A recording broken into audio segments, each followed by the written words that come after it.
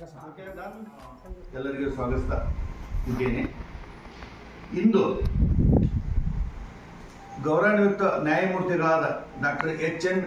ನಾಗಮೋಹನ್ ದಾಸರ ಏಕಸದಸ್ಯತ್ವ ವಿಚಾರಣಾ ಆಯೋಗದ ಪರಿಶಿಷ್ಟ ಜಾತಿ ಒಳ ಮೀಸಲಾತಿ ವರ್ಗೀಕರಣ ಸಮೀಕ್ಷೆಗಾಗಿ ತಾವೆಲ್ಲರೂ ಇಂದು ಈ ಒಳ ಮೀಸಲಾತಿ ಪರಿಶಿಷ್ಟ ಜಾತಿ ಸಮೀಕ್ಷೆ ಮೇ 5ರಿಂದ 21ರವರೆಗೆ ನಡೆಯುತ್ತದೆ. ಈ ಕಾರ್ಯಕ್ರಮಕ್ಕೆ ಎಲ್ಲ ನಮ್ಮ ಮಾದಿಗ ಸಮಾಜದವರು ಭಾಗವಹಿಸಬೇಕಾಗಿ ವಿನಂತಿ. ಯಾಕೆಂದರೆ ಈಗಾಗಲೇ ನಾವು ಸಾಕಷ್ಟು ಹೋರಾಟಗಳನ್ನು ಮಾಡಿ ಕೊನೆಗೆ ಇದೊಂದು ಕೊನೆಯ ಅವಕಾಶ ಸಿಕ್ಕಿದೆ.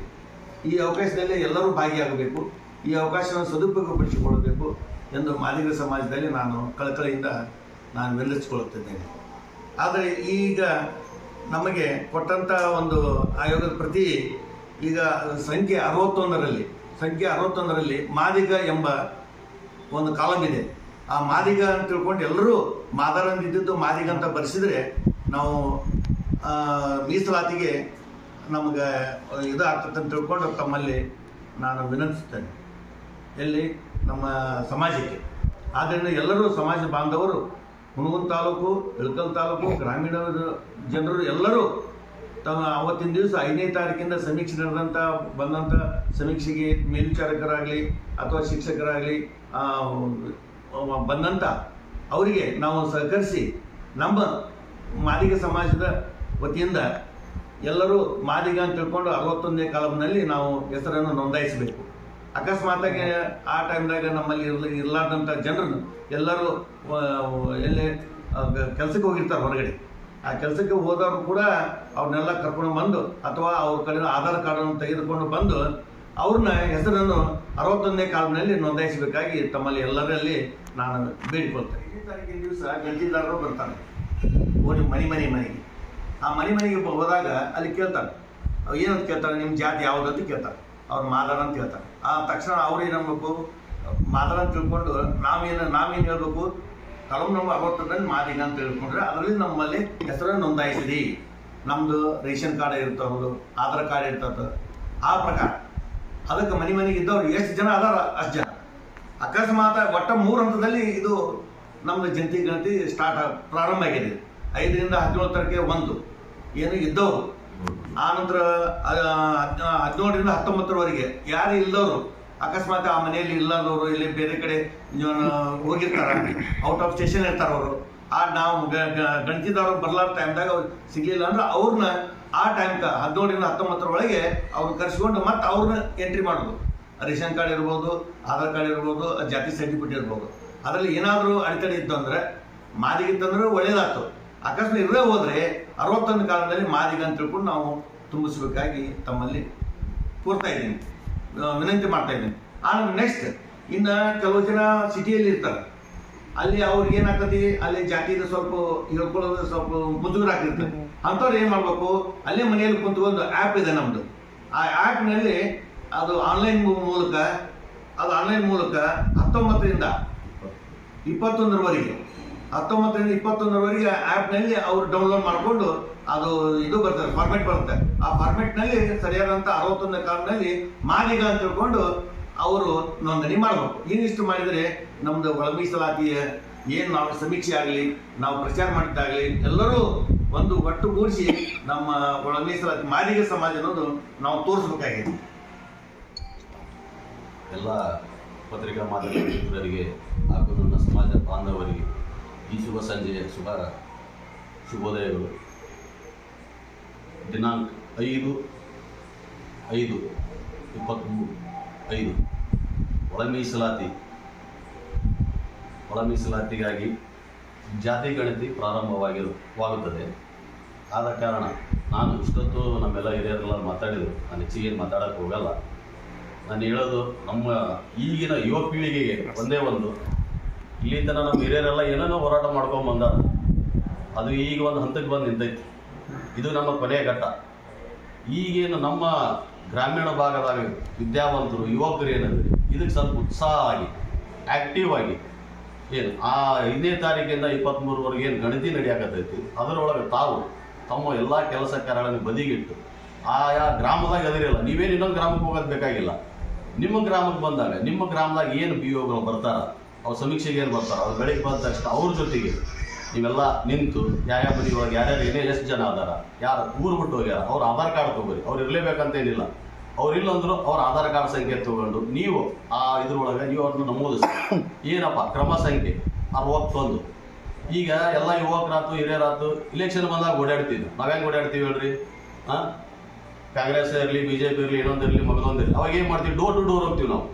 ಇಂಥ ಪಕ್ಷಕ್ಕೆ ಇವ್ರಿಂದ ಈ ಚಿಹ್ನೆ, ಈ ಕ್ರಮ ಸಂಖ್ಯೆ ಅಂತ ಹೆಂಗೆ ಹೇಳ್ತೀವಲ್ಲ ಹಂಗತೆ ಇದನ್ನ ನೀವು ಆ ಥರ ಮಾಡ್ರಿ. ಕ್ರಮ ಸಂಖ್ಯೆ ನಮ್ದು 61 ಮಾದಿಗ ಅಂತೇಳಿ ನೀವು ಇಷ್ಟ ಹೇಳ್ರಿ. ಏನು ಅವ್ರು ಯಾರು ಬಂದವ್ರು ಏನೋ ಇದು ಮಾಡಿದ್ರು, ಅವ್ರಿಗೇನು ಕನ್ಫ್ಯೂಸ್ ಆದರು. ಆಯ್ತು ಸರ ನಮ್ದು 61 ಹಾಕೋರಿ, ನಮ್ಗೆ ಇನ್ನೊಂದು ಬೇಡ 22 ಅದನ್ನು ಫೋರ್ಸ್ ಮಾಡಕ್ಕೆ ಬರ್ತಾರೆ ನಿಮ್ಗೆ. ಇಲ್ಲ ಸರ್ 61 ಮಾದಿಗ. ನೀವು ಇದನ್ನು ಕರೆಕ್ಟಾಗಿ ಬರ್ಸಿ. ಉಳಿದು ನಿಮ್ಮ ಆಸ್ತಿ ಅಂತಸ್ತು ಅದನ್ನೇನು ಬರ್ಸಿರೋ ಬಿಡ್ತಿರೋ ನಮಗೆ ಬೇಡ. ನಮಗೆ ಬೇಕಾಗಿರೋದು ಒಳ ಮೀಸಲಾತಿ, ನಿಖರ ಅಂಕಿಅಂಶ. ಇದನ್ನ ನೀವು ಮಾಡಿ. ಇದನ್ನು ನಾನು ಸಮಾಜ ಪರವಾಗಿ ತಮ್ಮೆಲ್ಲರಿಗೆ ವಿನಂತಿಪೂರ್ವಕವಾಗಿ ಕೇಳ್ಕೊತೀನಿ. ಧನ್ಯವಾದ. ಇಲ್ಲ ನಿಮ್ಮ ಪಾದ ಸಾಕ್ಷಿ, ಎಲ್ಲ ಮನ ಸಾಕ್ಷಿ, ಕೂಡಲ ಸಂಗಮ ದೇವ. ದಿನಾಂಕ 5/5/2025 ಸೋಮವಾರ ದಿನ ಅವಳೈ ತಾಲೂಕಿನಲ್ಲಿ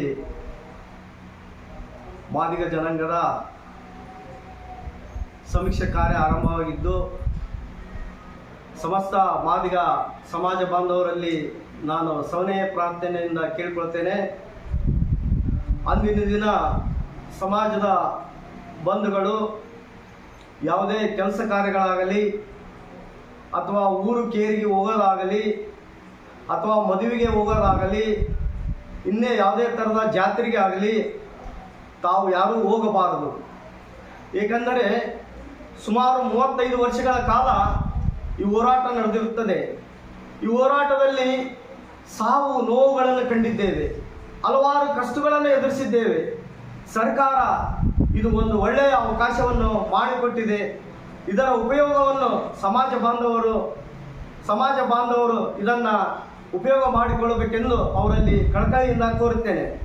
ಅಷ್ಟೇ ಅಲ್ಲದೆ ಈ ಕಾರ್ಯಕ್ರಮದಲ್ಲಿ ಸಮಾಜದ ರಾಜಕೀಯ ಮುಖಂಡರುಗಳು, ಬುದ್ಧಿಜೀವಿಗಳು, ಸಂಘಜೀವಿಗಳು, ಮಹಿಳಾ ಸಂಘಟನೆಗಳು ಹಾಗೂ ಇನ್ನೇತರ ಅಧ್ಯಕ್ಷರಿರಲಿ, ಗ್ರಾಮ ಪಂಚಾಯತಿ ಅಧ್ಯಕ್ಷರಿರಲಿ, ಸಂಘಟನೆ ಅಧ್ಯಕ್ಷರಿರಲಿ, ಜನಾಂಗದ ಅಧ್ಯಕ್ಷರಿರಲಿ, ಯಾರೂ ಅವತ್ತು ಯಾವುದೇ ಕೆಲಸ ಕಾರ್ಯಗಳನ್ನು ಬಿಟ್ಟು ಸಮಾಜದ ಈ ಸಮೀಕ್ಷೆಯಲ್ಲಿ ಪಾಲ್ಗೊಂಡು ಅವರಿಗೆ ಮಾದರಂತ ಬರೆಸದೆ ಮಾದಿಗ ಎಂದು 61ರ ಕಾಲಮಿನಲ್ಲಿ ನಮೂದಿಸಬೇಕು. ಮತ್ತು ಈ ಕಾರ್ಯಕ್ರಮವನ್ನು ಎಲ್ಲರೂ ಕೂಡಿ ಯಶಸ್ವಿಗೊಳಿಸಬೇಕೆಂದು ಹುನಗುಂದ ಹಾಗೂ ಇಳಕಲ್ ತಾಲೂಕಿನ ಸಮಸ್ತ ಮಾದಿಗ ಬಂಧುಗಳಲ್ಲಿ ನಾನು ವಿನಂತಿಸುತ್ತಾ ನನ್ನ 2 ಮಾತುಗಳನ್ನು ಮುಗಿಸುತ್ತೇನೆ. ಜೈ ಮಾದಿಗ, ಜೈ ಜಾಂಬೋ. ಮಾದಿಗ ಸಮಾಜದ ಏನು ಒಳ ಮೀಸಲಾತಿ ವಿಸ್ತಾರವಾಗಿ ಏನು ನಾವು ಪತ್ರಿಕೆಗೋಷ್ಠಿಯನ್ನು ಕರೆದಿದ್ದೇವೆ. ಅದಕ್ಕೆ ಇವತ್ತಿಗೆ ಪತ್ರಿಕಾ ಮಾಧ್ಯಮದವರಿಗೆ ನಮ್ಮ ಸಮಾಜದ ಪರವಾಗಿ ಅವರಿಗೆ ವಿಶೇಷ ಅಭಿನಂದನೆಗಳನ್ನು ತಿಳಿಸ್ತಿದ್ದೇನೆ.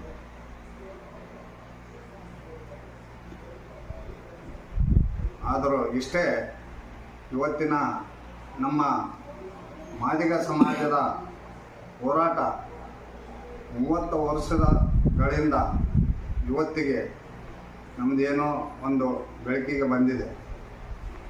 ಅದಕ್ಕೆ ಇವತ್ತಿಗೆ ಹಿಂದಕ್ಕೆ ಸದಾಶಿವ ವರದಿ ಇರ್ಬೋದು ಮತ್ತು ಮಾಧುಸ್ವಾಮಿ ವರದಿ ಇರ್ಬೋದು, ಇವಾಗ ಬಂದಂಥ ನಮ್ಮ ನಾಗಮೋಹನ್ ದಾಸ್ ವರದಿ ಇರ್ಬೋದು, ಇವತ್ತಿಗೆ ಈ 3ನೇ ಹಂತಕ್ಕೆ ಬಂದು ನಿಂತಿದೆ.